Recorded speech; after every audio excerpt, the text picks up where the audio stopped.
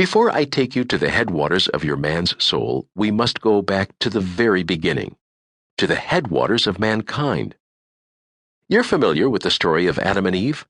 A serpent tempts the woman to eat from the tree of knowledge of good and evil.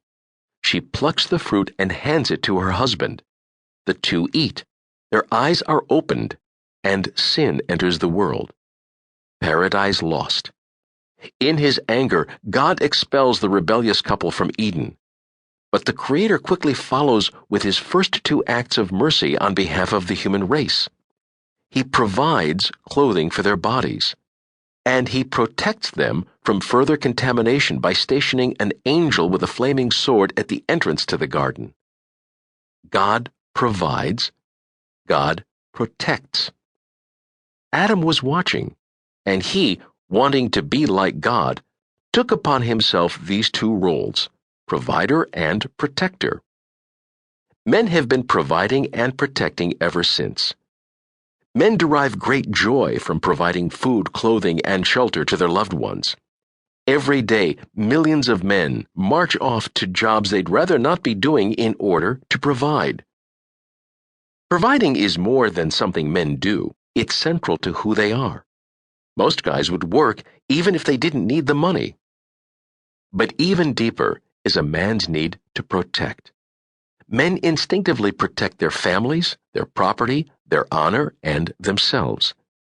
If a man fails to protect these things, he feels a deep sense of failure. Modern men have developed multi-billion-dollar industries whose sole purpose is to protect people, property, and assets, security, banking, insurance, firearms, industrial safety. Men organize armies and police forces to protect the citizenry. Even men's favorite sports are built around the protection of a goal area, the end zone, home plate, the net, by trying to keep the other team out. Some men are wonderfully healthy in these two roles.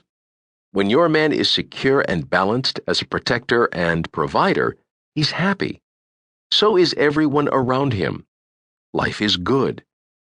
But when he's out of balance in one or both, expect trouble. And that leads us to the great problem with men. Most are either over or underdeveloped as providers and protectors. Here's the result. The man who is underdeveloped as a provider is lazy, a slacker. And as a protector, cowardly and passive. The man who is overdeveloped as a provider is a workaholic, greedy, stingy. And as a protector, defensive, controlling, and emotionally remote. I'm convinced that every fear, dysfunction, and insecurity in a man's life flows from either an overdeveloped or underdeveloped need to protect or provide. It's Adam taking his roles too seriously or not seriously enough. And this is the gigantic secret your husband's not telling you, because he probably doesn't know it himself. Your husband's need to protect and provide will at times overwhelm his soul. It will be the source of every triumph and folly in his life. It's creating the hidden pressure that causes him to clam up or to explode. It's keeping him from connecting on an emotional level with others, and it may actually be turning him into someone else. Chapter 1. Understanding Provider. My name is Provider. I am that voice in your husband's head that tells him to make sure you and the kids have food, clothing, and shelter. I'm that compulsion that tells him to get up and go to work when he'd rather sleep in.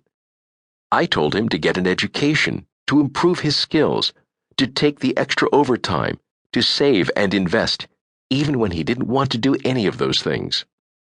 As David told you earlier, I sprang into being at the fall of man.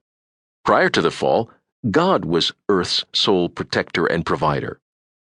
But after the fall, as a part of the curse, God commanded Adam to provide and warned him it would be difficult. Genesis chapter 3, verses 17 through 19. Then God showed Adam how it's done, by providing clothing for his naked children.